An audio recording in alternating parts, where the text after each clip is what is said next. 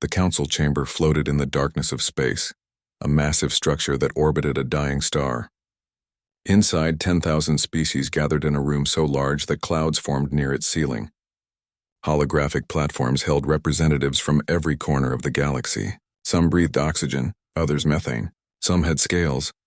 Others had fur or metal skin or bodies made of living crystal. Ambassador Talveth stood on his platform, his insectoid body gleaming under the chamber lights. His species, the Archons, had been part of the council for over 50,000 years. They were respected. They were feared. Talveth liked it that way. "The matter before us is simple," Talveth said, his voice translated into 10,000 languages simultaneously. "We have discovered another primitive world, designation Terra 3847. The species calls themselves humans. On the central display, a blue and green planet appeared. White clouds swirled across its surface. Talveth zoomed in to show cities, vehicles, and millions of tiny lights that mark civilization. "They have split the atom," Talveth continued. "They have sent primitive machines to their neighboring worlds. By our projections, they will achieve faster than light travel within 100 of their years." A representative from the Delphim species raised a tentacle. Her name was Kriya, and her aquatic body floated in a sphere of water on her platform. "What is your recommendation, Ambassador?" Talveth's mandibles clicked together, the Archon equivalent of a cold smile. "Sterilization." The word hung in the air like poison. Thousands of representatives shifted uncomfortably. Some nodded in agreement. Others looked away. "They are violent," Talveth explained, pulling up images of human warfare. Explosions, soldiers, weapons that could destroy entire cities. They war among themselves constantly. They consume their planet's resources without thought for tomorrow. They are emotional, unpredictable, and dangerous. "They are also curious," Kriya said softly. "Look at their art, their music, their stories. They dream of the stars, Ambassador. Should we kill them for having the same dreams we once had?" Talveth's eyes, all 6 of them, focused on Kriya with clear contempt. "The Delphim have always been too soft.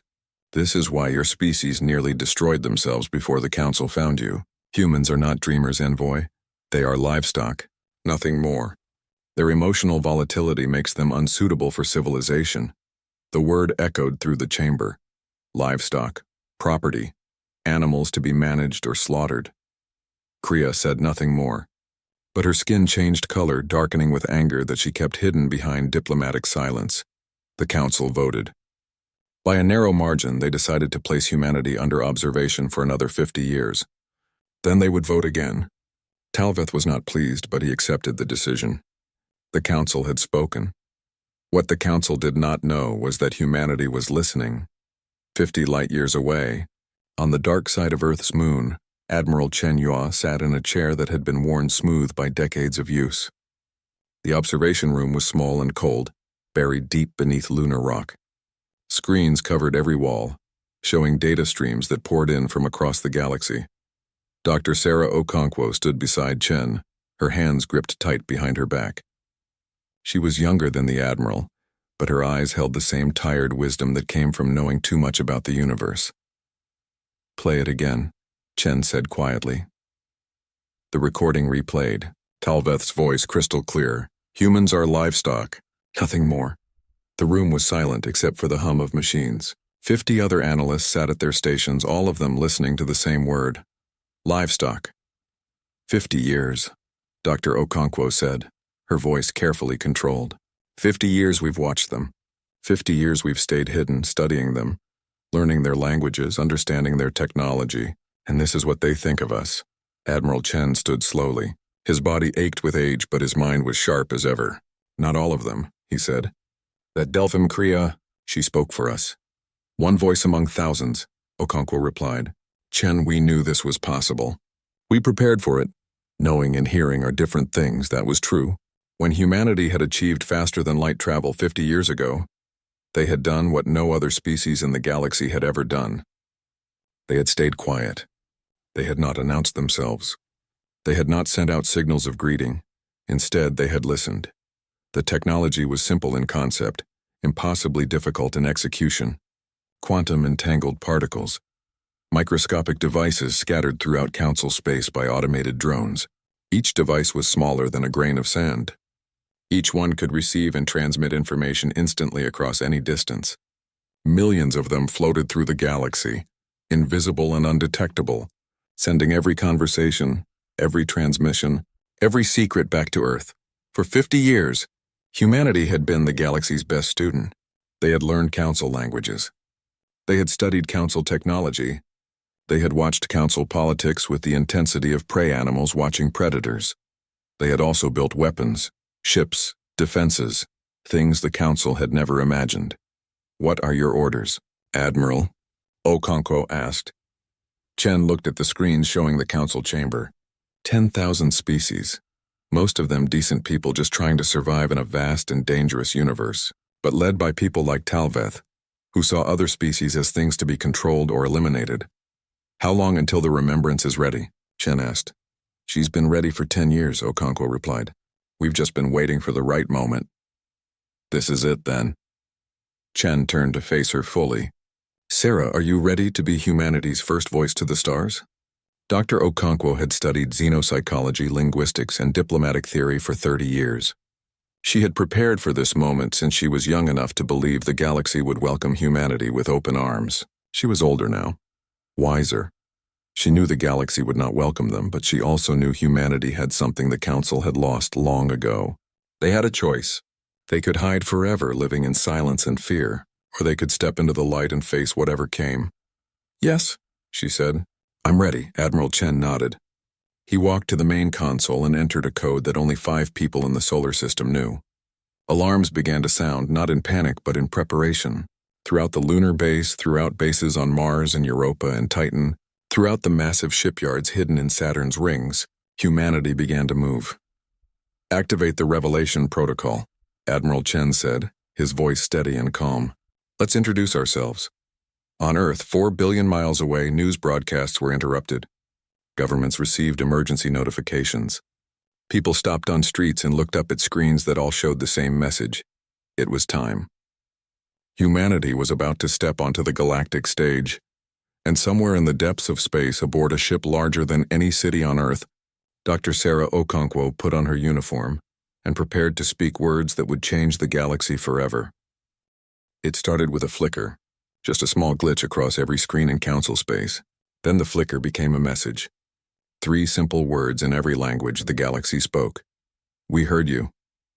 Ambassador Talveth was in his private quarters on the council station when his communication panel lit up with the message.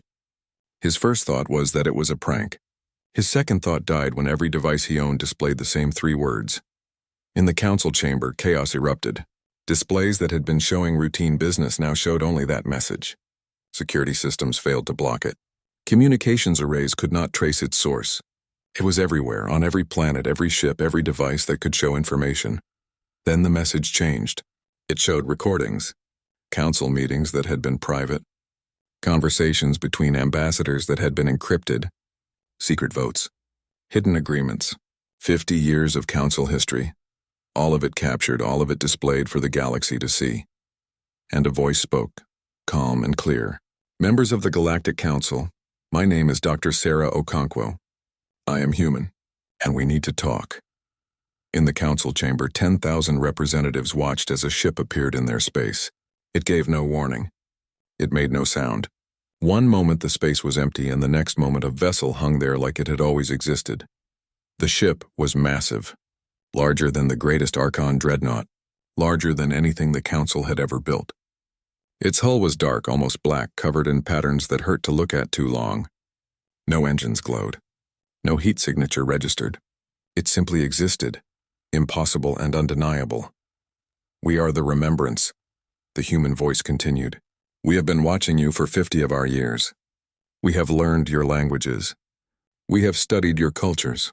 We have listened to every word you thought was private." Talveth felt something he had not felt in decades. Fear. His species had ruled the Council's military for thousands of years. They knew every ship design, every weapon system, every tactical doctrine in the galaxy. This ship followed none of those rules. "How did they hide from our sensors?" someone asked. "How did they penetrate our quantum encryption?" another demanded. On the main display, Dr. Sarah Okonkwo appeared. She was tall for a human, with dark skin and gray-streaked hair pulled back in a simple style. She wore a uniform that was both practical and elegant. Behind her, the bridge of the Remembrance stretched out, filled with humans working at stations that looked nothing like Council technology. "I know you are frightened," Dr. Okonkwo said. "I know you feel violated. We listened to conversations you thought were private. We learned secrets you wished to keep hidden, and I am sorry for that. But we had to know who you were before we revealed ourselves." "This is an act of war," Talveth shouted, his voice carrying across the chamber. "You have violated Council law. You have committed espionage against every member species." Dr. Okonkwo looked directly at him through the display. "Ambassador Talveth, we cannot violate laws we never agreed to follow. We are not members of your council. We owe you nothing." "Then why reveal yourselves at all?" Envoy Kriya asked. The Delphim's voice was curious, not angry. "Why not remain hidden?" Dr. Okonkwo's expression softened slightly. "Because hiding is not living, Envoy. And because yesterday we heard something that made us realize we could not stay silent any longer." The display changed. It showed Talveth's own words recorded in the council chamber. "Humans are livestock. Nothing more." The chamber fell silent. Talveth felt thousands of eyes turn toward him. "We are not livestock," Dr. Okonkwo said, her voice hard now. "We are not animals to be managed. We are not children to be guided. We are a species that has earned our place among the stars through our own effort and ingenuity, and we are here to request formal recognition from this council." "Never," Talveth said. "Your species is dangerous. You hide in shadows and spy on your betters. You build ships in secret and develop weapons we cannot detect. You are everything the council exists to prevent." "We are what you fear," Dr. Okonkwo agreed. "We are independent. We are unpredictable. We do not bow to authority simply because it claims to be ancient. But we are also capable of great kindness, great art, great love. We wanted to believe your council would see that. We hoped you would welcome us as equals." "And now?" Kriya asked. "Now we know better," Dr. Okonkwo said. "We know that some of you fear us. Some of you want to control us. And some of you would prefer we never existed at all. So we will give you a choice. Recognize us as a free and independent species, with the right to join your council as equals, not subjects, or we will return to the shadows. But this time, you will know we are watching." The implications were clear. Humanity had technology the council did not understand. They had been watching for 50 years without being detected. If they returned to hiding, but this time with the council knowing they were there, it would drive paranoia through every species in the galaxy. "This is blackmail," another ambassador said.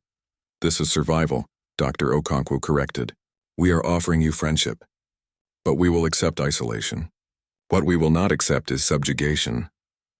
Admiral Chen watched the transmission from the lunar base, a small smile on his weathered face. Dr. Okonkwo was performing perfectly. She was firm without being aggressive, clear without being insulting. She was giving the council a way to accept humanity without losing face. But Chen knew Talveth. He had studied the Archon ambassador for 50 years. He knew how the insectoid thought, how he reacted to challenges. Talveth would not accept this humiliation quietly. "Sir," one of the analysts said, "we are detecting movement in the Archon fleet. Multiple ships breaking formation and heading for jump coordinates." Chen's smile faded. "Where?" "Earth, sir." "They are heading for Earth." Chen stood quickly, his old body protesting. "Get me Dr. Okonkwo, now." On the Remembrance, Sarah received the priority communication in her ear. "Admiral?" she said quietly, still facing the council display. "They are coming," Chen said simply. 1,200 Archon warships. They will reach Earth in 6 hours.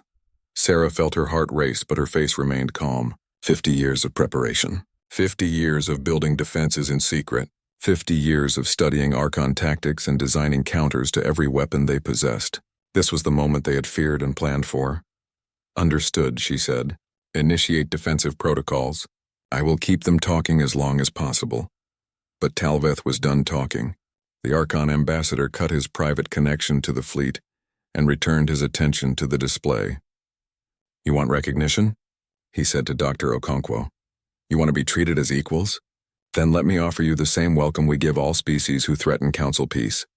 On Earth, alarms began to sound. Space telescopes detected the incoming fleet. News broadcasts were interrupted again, this time with warnings to seek shelter. Dr. Okonkwo saw the data on her own screens. She looked directly at Talveth through the display. Is this your answer, Ambassador? War? This is prevention, Talveth replied coldly. You are a disease, and we are the cure. Sarah took a deep breath. Then we will show you what we have learned in 50 years of watching you. We will show you what humans do when someone calls us livestock. She cut the transmission and turned to her crew. All hands battle stations. Activate Mars defense grid. Activate Venus weapons platforms. Activate Saturn railgun network. Send the message to Earth. The message was simple. They are making their choice for us. Time to show them who we really are. Fleet Commander Zekthar had served in the Archon military for 3 centuries. He had conquered 17 worlds and defeated 24 rebel fleets. He was considered one of the greatest tactical minds in Council space.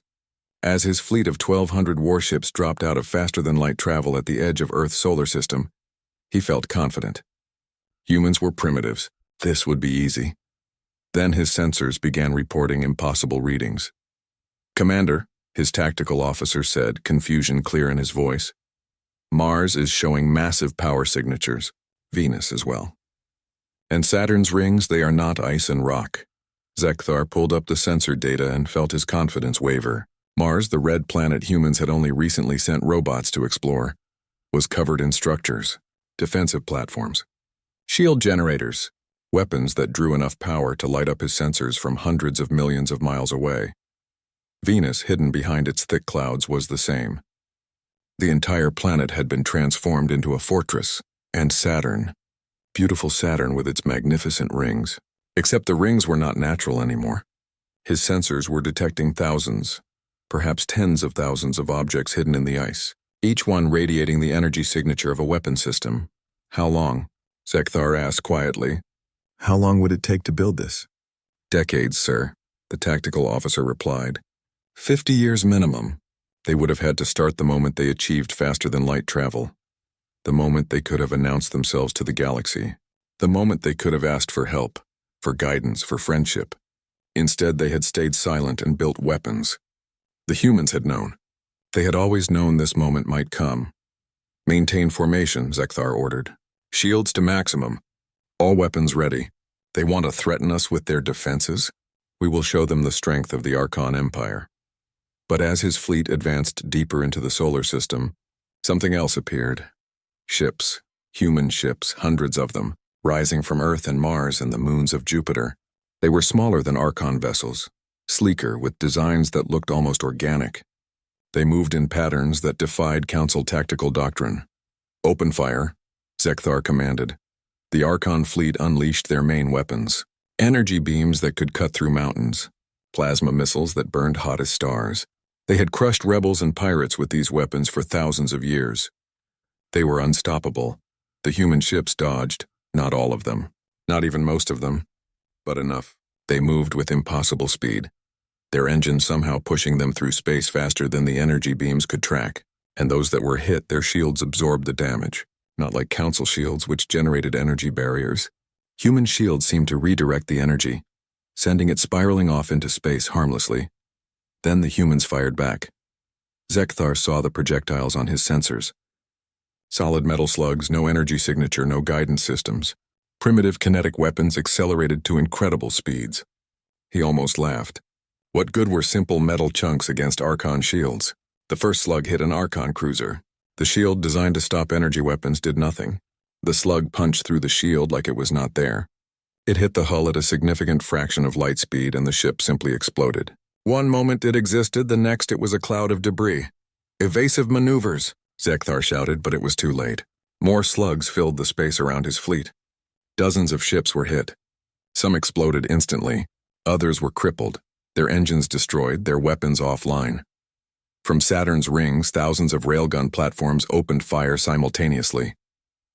The volume of projectiles was so dense it looked like a solid wall of metal moving through space. Archon ships tried to dodge, but there was nowhere to go. The metal wall swept through the fleet like a scythe through wheat.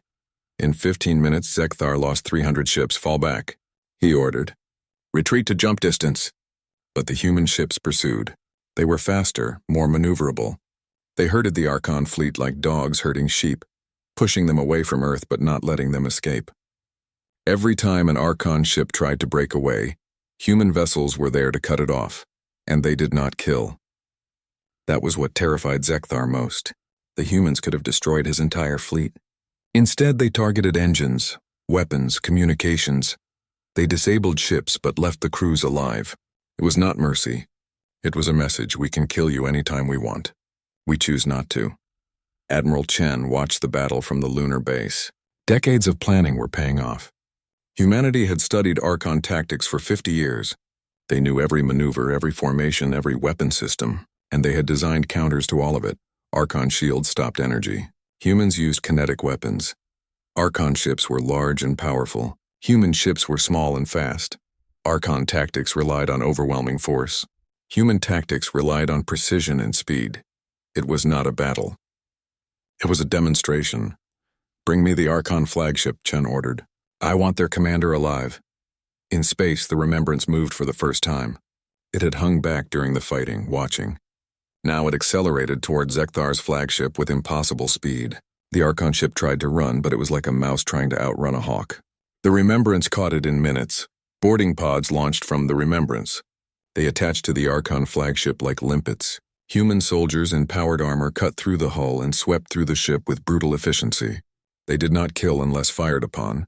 They used stun weapons, nets, gas. Within an hour, the flagship was captured and Zekthar was in chains. Ambassador Talveth watched from the council station. His private communication with the fleet had been active throughout the battle. He had seen everything. His magnificent fleet. The pride of the Archon Empire, defeated by primitives who should not even have space travel yet. "Impossible," he whispered. "This is impossible." Envoy Kriya appeared beside him, her water sphere floating quietly. "Is it, Ambassador? You called them livestock. Perhaps you should have called them students. They learned well." Talveth turned on her with fury in his eyes.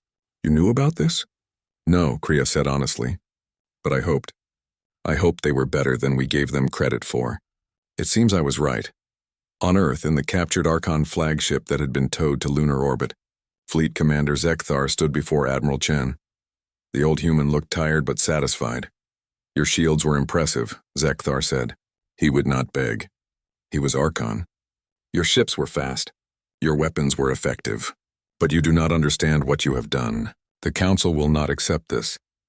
"The Council will accept whatever we tell them to accept," Chen replied. "Because we have proven something today, Commander. We have proven that we are not prey. We are not livestock. We are not children who need guidance. Then what are you?" Zekthar asked. Chen smiled slightly. "We are the galaxy's newest neighbors, and we are offering you a choice. Your fleet is disabled but intact.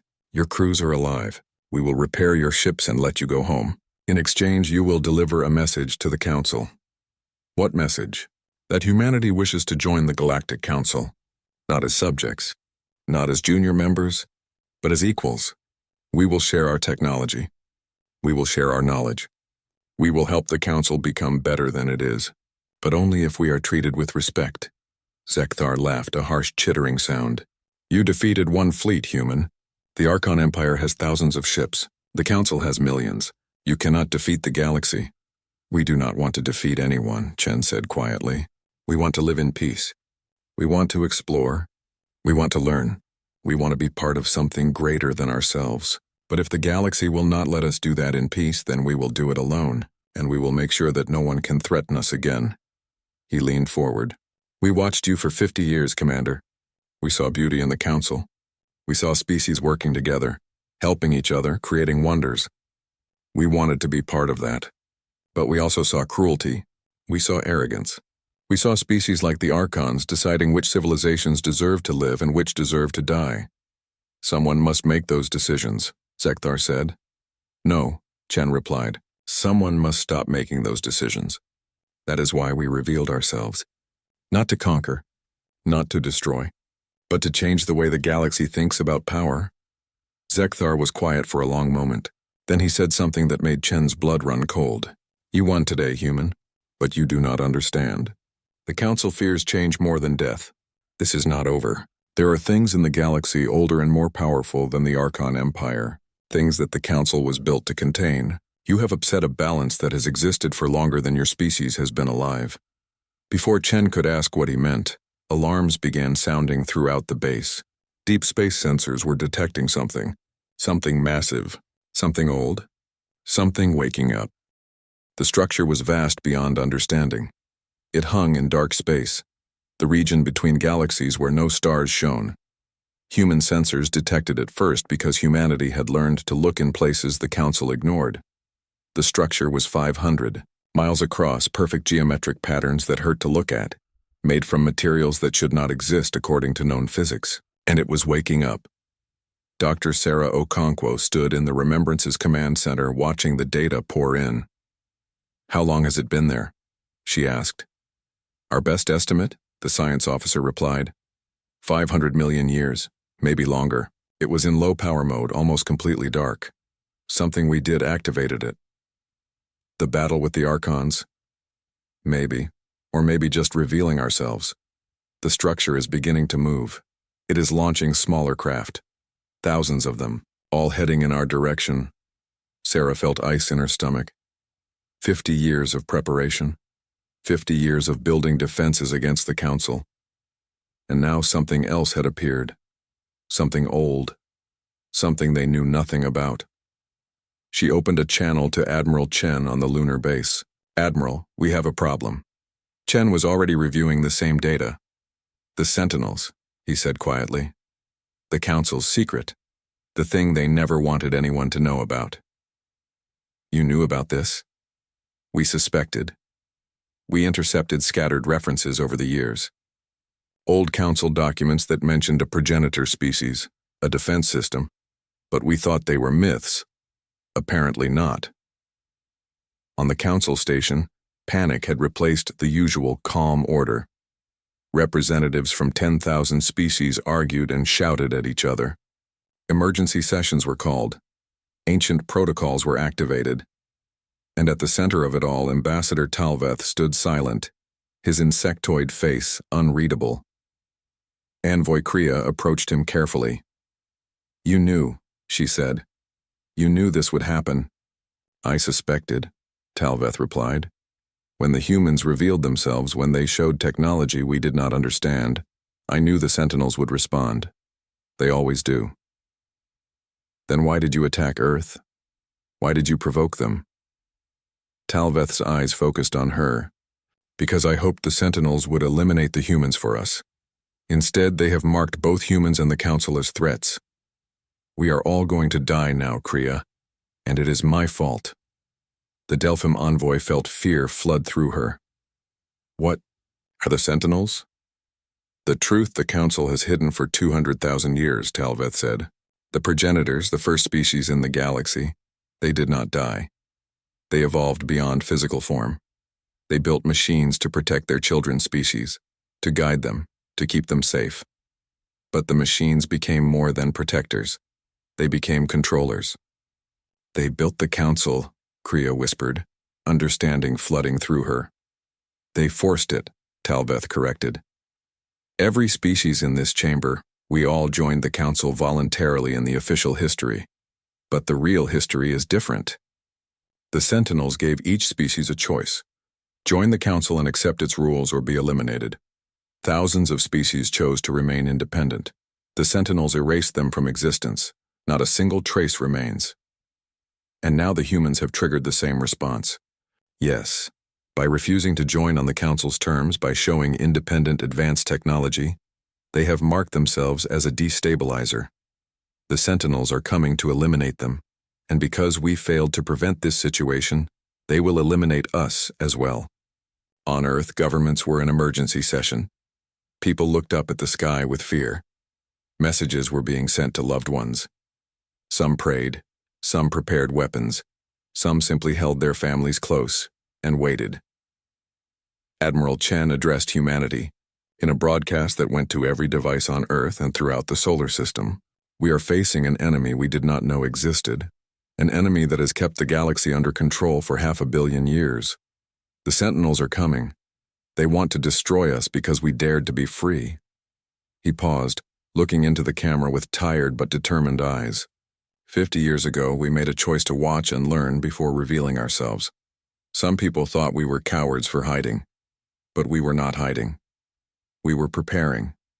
We knew the galaxy might not welcome us. We knew we might have to fight for our right to exist. What we did not know was that the fight would be against something this old, this powerful. But humanity has always faced impossible odds. We have survived ice ages and plagues. We have survived wars and disasters. We have looked at challenges that should have destroyed us, and we have found a way through. Today we face the greatest challenge in our history. We will not face it alone. The Council is with us, not because they love us, but because they are threatened too. Together we will find a way to survive, or we will die trying, but we will die free. Dr. Sarah Okonkwo watched Chen's broadcast from the Remembrance and felt pride swell in her chest. Then she got to work. If the Sentinels were machines, then they could be understood. And if they could be understood, they could be fought. She opened a channel to every scientist on Earth and throughout human space. I need every expert on artificial intelligence, quantum computing, and ancient technology. We have 3 days before the Sentinel fleet arrives. We need to find their weakness.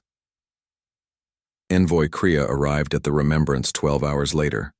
Her water sphere was transported aboard by human engineers who handled it with careful respect. She met Dr. Okonkwo in the ship's conference room. I am here against the Council's orders, Kriya said. Most Council members want to surrender to the Sentinels and hope for mercy, but I know there will be no mercy. If we do not fight, we die. Then we fight, Sarah agreed. I need everything the Council knows about the Sentinels. Every legend, every myth, every scrap of data. Most of it was destroyed or hidden, Kriya said. But I can get what remains. The old families remember. The species that were here when the Council was formed, they keep the true history. Over the next 2 days, an unlikely alliance formed. Human scientists worked alongside Council researchers. Archon military strategists planned tactics with human admirals. Species that had never cooperated before found themselves united against a common enemy. And slowly a picture emerged. The Sentinels were not just machines. They were the progenitors themselves, uploaded into synthetic bodies 500 million years ago. They had done it out of love. They wanted to protect their children's species forever. They wanted to prevent war, prevent suffering, prevent the mistakes they had made in their own evolution. But in trying to prevent all mistakes, they had created a prison. The Council was not a government. It was a cage. A comfortable cage with rules that kept species safe and controlled and unable to grow beyond what the Sentinels allowed. Humanity had broken the rules, not by being violent or aggressive, but by being independent, by refusing to ask permission, by building advanced technology without guidance. They represented chaos and unpredictability and freedom, all things the Sentinels had spent 500 million years trying to eliminate. A young human scientist named Dr. James Wu made the breakthrough. He was studying Sentinel communication patterns when he noticed something strange. They are quantum locked, he said, excitement in his voice. Their entire consciousness is maintained through quantum entanglement. It is what lets them coordinate across vast distances, but it also makes them vulnerable. Vulnerable how? Sarah asked. Quantum entanglement requires certainty, James explained. The particles must be in defined states. But quantum mechanics also includes uncertainty. If we can inject enough uncertainty into their systems, we can disrupt their coordination. We can make them forget why they are here. It was desperate. It was dangerous. It might not work. But it was the only plan they had. The Sentinel fleet arrived on the 3rd day. Thousands of ships, each one perfect and identical, emerged from faster-than-light travel in formation. They moved with mechanical precision toward Earth and the Council station simultaneously. The combined human Council fleet moved to intercept. Ships from dozens of species flew alongside human vessels. Former enemies fought together. And for the first time in 200,000 years, the galaxy faced the Sentinels not with submission, but with defiance. The battle was brutal. Sentinel. Weapons were beyond anything either humans or Council forces possessed. Their shields absorbed damage effortlessly. Their ships regenerated from wounds that should have destroyed them. For every Sentinel ship destroyed, 2 more appeared, but the Allies held. They fought with determination born of desperation. They protected each other. Human ships used their speed to draw fire away from slower Council vessels. Council ships used their massive shields to protect smaller human craft. And while they fought, Dr. Okonkwo led a team toward the Sentinel array itself, a mixed group of humans and Council members aboard specially modified ships that used every trick of stealth technology humanity and the Council possessed. They had to reach the array's central core. They had to inject the uncertainty protocol directly into the Sentinel network. It was the only way. 1 hour to the array, the pilot announced. They know we are coming. They are sending interceptors. Sarah looked at her team. Humans, Archons, Delphim, and a dozen other species. All of them ready to die for a chance at freedom. Then let's show them what happens when the galaxy works together. The Sentinel array was beautiful in a terrifying way. Perfect geometry made solid. Structures that curved through dimensions human eyes could barely perceive. As Dr. Sarah Okonkwo's strike team approached, she felt like she was looking at mathematics given physical form. Interceptors closing in, the pilot warned. Sentinel defense ships moved to block their path, sleek and deadly. Council ships, break off and engage, Sarah ordered. Human team with me. We are going in. Half the strike force peeled away to fight the interceptors. The other half, 3 small human ships equipped with the latest stealth technology, dove toward the array's core. Sentinel weapons fired at them, burning lines of energy through space. 2 ships were hit. 1 exploded. The other spiraled away, damaged but intact. Sarah's ship made it through. The hull scraped against ancient metal as they forced their way into the array's interior. Emergency lights flickered. Alarms screamed. The team moved quickly through corridors that had not been walked in millions of years. They found the core deep in the array's heart. It was a sphere of pure light, suspended in nothing, pulsing with quantum energy. Around it, holographic displays showed the battle outside. Thousands of ships fighting and dying. The galaxy at war with its own creators. Dr. Wu, Sarah said. You are up. James Wu stepped forward with the device they had built. It was small, almost laughably simple compared to the technology surrounding them. A quantum uncertainty generator, designed to inject chaos into a system that depended on order. If this works, James said, it will disrupt the Sentinel network. They might forget why they are fighting. They might shut down. Or they might go completely insane and kill everything in the galaxy. Just so everyone knows the risks. We are already dying, said Talaveth. The Archon ambassador had insisted on coming with the strike team. He wore combat armor that looked strange on his insectoid body. At least this way we die trying. James activated the device. Nothing happened at first. Then the light in the core began to flicker. Patterns appeared in the quantum energy, fractals of uncertainty spreading through the system. And the Sentinels responded. The light solidified, taking form. Not physical form, but something the team could perceive. A presence, ancient beyond measure, and aware. Why? The voice came from everywhere and nowhere. It spoke in every language simultaneously. Why do you resist us? We built you civilization. We gave you peace. We protected you from yourselves. Sarah stepped forward. Her heart was racing, but her voice was steady. You gave us a prison. You loved us so much you never let us grow up. The presence focused on her. She felt it examining her mind, her memories, her very soul. You are human. You are the destabilizer. You represent chaos. I represent choice, Sarah corrected. And yes, choice is chaotic.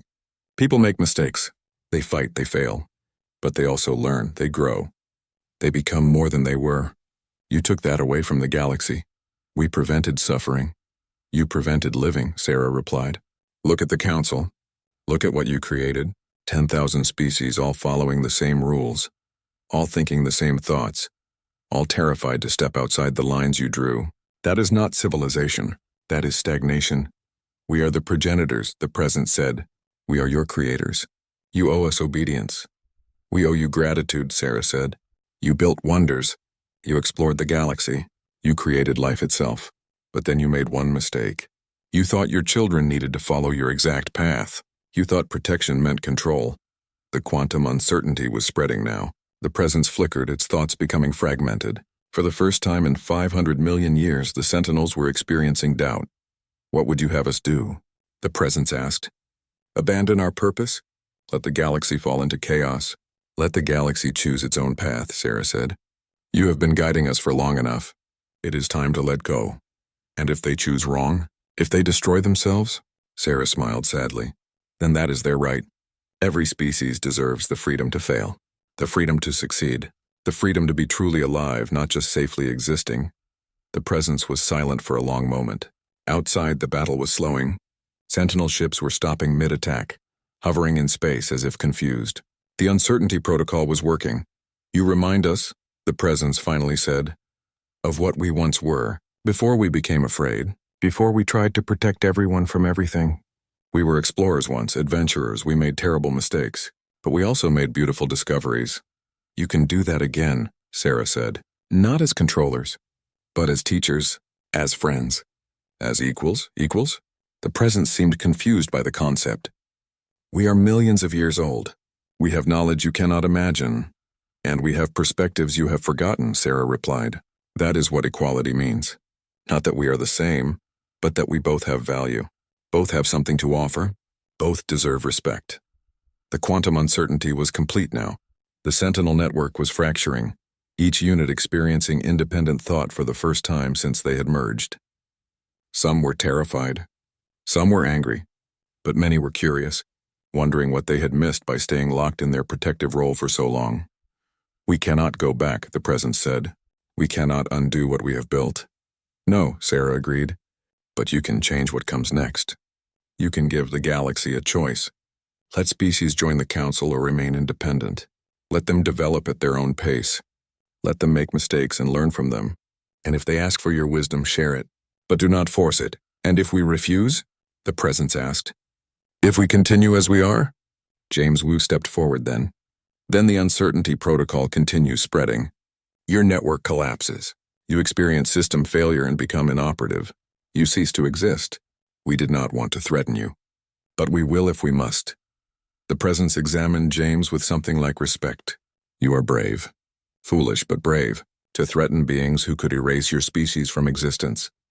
We are protecting our right to exist, James said simply, same as you have been doing for 500 million years. The difference is we are asking you to choose. We are not forcing you. The presence flickered again. Then it spoke words that changed everything. Choice. You offer us the same thing you want for yourselves, the freedom to decide our own path. Yes, Sarah said. We have not made a true choice in longer than your species has existed. We have simply followed our original programming. Protect, control, prevent. We became the very thing we feared, a force that removed agency from others. The light in the core began to dim. We choose, the presence said, to sleep. Not to die, but to rest, to let the galaxy grow without our interference. And perhaps in time we will wake again, not as protectors, but as participants, as equals. That is all we ask, Sarah said quietly. One more thing, the presence added. We learned something today. We learned it from you, human. We learned that the most powerful force in the universe is not control, it is hope. The hope that people can be better, that they can grow, that they can choose wisely even without guidance. We will try, Sarah promised. We will fail sometimes, but we will try. The light went out. Throughout the galaxy, Sentinel ships stopped moving. They did not explode or crash. They simply hung in space, dormant, waiting, watching, but no longer controlling. The battle was over. Back in the council chamber, representatives from 10,000 species sat in stunned silence. They had lived under Sentinel control for so long, they had forgotten what freedom felt like. Now they had it, and they did not know what to do with it. Ambassador Talbeth stood slowly. His body bore wounds from the strike team mission, but he stood with dignity. I owe humanity an apology, he said, his voice carrying across the chamber. I called you livestock. I called you dangerous.